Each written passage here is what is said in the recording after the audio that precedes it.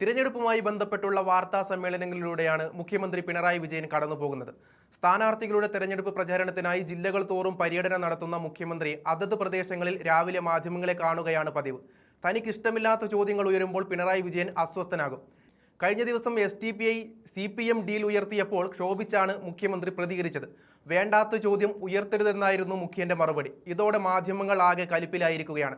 മണിക്കൂറുകൾക്ക് മുൻപ് പത്രസമ്മേളനത്തിനെത്തിയ മുഖ്യമന്ത്രി വാർത്താ സമ്മേളനം അവസാനിപ്പിക്കുകയാണെന്ന് പ്രഖ്യാപിച്ച് സീറ്റിൽ നിന്ന് എഴുന്നേറ്റു. എന്നാൽ മാധ്യമങ്ങൾ വിടാൻ ഒരുക്കമല്ലായിരുന്നു.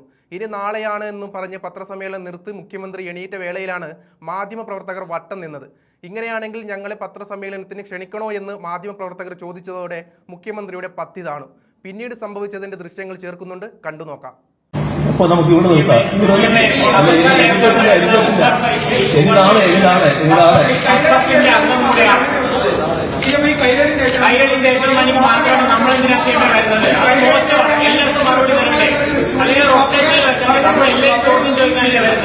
എപ്പോഴും കൈകളിക്കും നമുക്ക് ചോദ്യം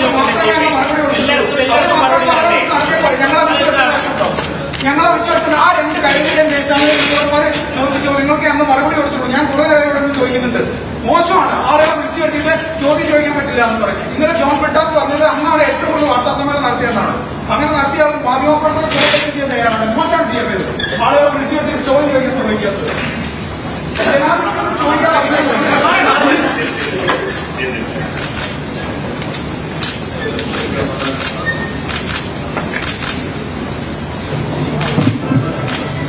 ചോദിക്കാൻ ചോദ്യം മനസ്സിലുണ്ടായാൽ പോരാ,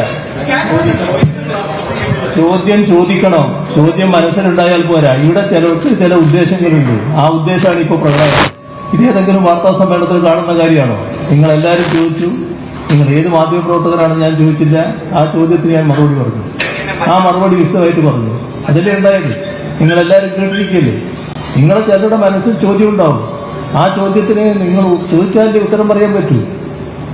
എല്ലാവർക്കും ചോദ്യം ചോദിക്കാനും പത്രസമ്മേളനത്തിൽ അവസരം കിട്ടിയതേ ഉള്ളൂ. അപ്പൊ സമയം കഴിഞ്ഞു. അതുകൊണ്ടാണ് ഞാൻ അവസാനിപ്പിക്കുന്നത്.